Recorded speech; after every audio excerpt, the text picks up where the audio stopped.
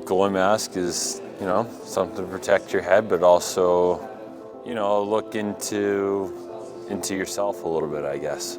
Something that you get to design, be a little bit creative with, and, have some fun with.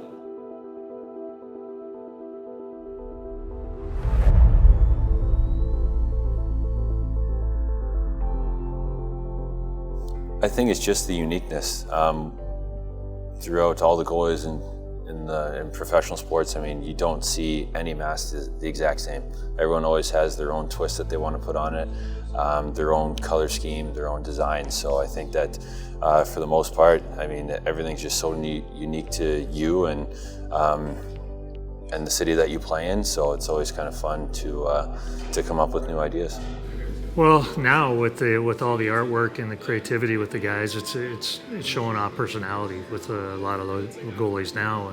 And for me, like with my mask, I give my mask guy carte blanche to do whatever he wanted with them. And early on, it was more the painter was coming up with the design, and you got what you got. But I think that's completely changed now. The goalies are putting a lot more research and a lot of more personal stuff involved in their masks, which makes them cool. I had 3 or 4 paint jobs that were designed by my close friend in Edmonton, Jeff McLean. So, there's personal touches that you do to the mask that kind of makes it your own. The one unique thing that we kind of get to choose for ourselves. I mean, we get to design our pads and stuff like that, but for the most part, it's pretty generic, whereas everything's so different. You can put different aspects of your life into it. For me, I've always chosen to, like, in the past couple of years, put my twins on it. Just some of my favorite movies in the past and stuff like that, going back to the minors and everything. So it's just a little bit of, you can be a little bit creative with it. We're the only position in sports that gets a chance to do that, so it's always a little bit fun to throw ideas back and forth with the painter and come up with the work of art that he comes up with.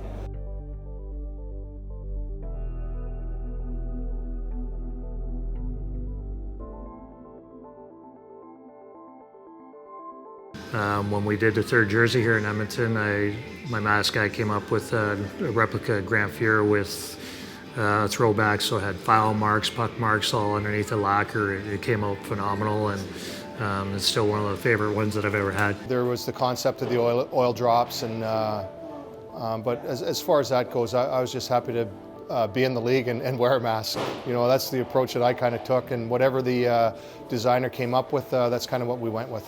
For me, I kind of like that we get to change it up every once in a while, and I have gone with the same theme but different designs for the mask. So ever since I've been in the NHL with New York, I've had Ghostbusters themed masks just because it kind of worked with the theme over there.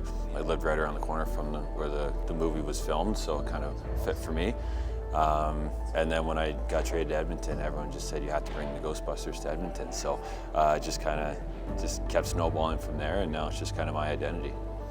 Like this idea what he had, like these oil drops, and then I've been adding my art doc here for many years now, and he's always with me here. And then I have my son's birthday on the back plate and a finished flag, of course, so that's all about it.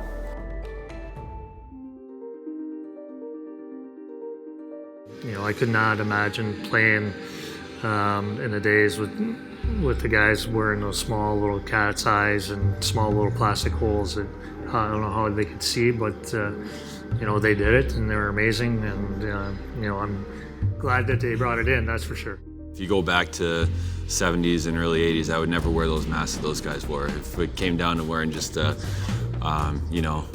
hard plastic case over my face, I don't think I would have been a goalie. So definitely scrapped those ones. But once I was old enough, started watching hockey a little bit more. Cujo's mask that you alluded to already was kind of always my favorite mask from the Oilers. I got to stay up late and watch Hockey Night in Canada and always saw him making those big saves, and his mask was always one of the ones that I always loved for the Oilers, for sure. With Cujo, I love Cujo's mask. It's him as a person. He's a fun-loving guy, and so it's nice to see that he stayed with his pretty much just different colors and subtle changes, but for the most part all the same. You know, the older masks, I remember some with like ugly faces on it, like trying to scare the guys away. And you know, Jerry Cheevers had the stitch marks, you know, just where every time a puck hit. You know, now it's creativity, where you're sort of representing your family, you're representing you as a person. Where in the, you know, back in the 70s and 80s was trying to get as ugly a mask as you can to try to strike fear in the opponent. I think goalies back then were just insane.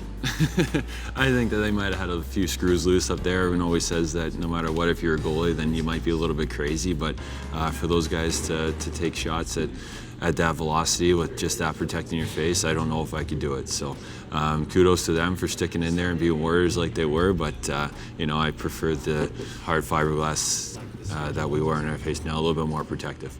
Those guys has been absolute crazy, and I have to respect their fearless guys. And what can you say there? They were instrumental for us in getting the protection that we got now, and we owe our lives to them. They went through a lot of tough times and a lot of dangerous situations to allow us to have what we have today.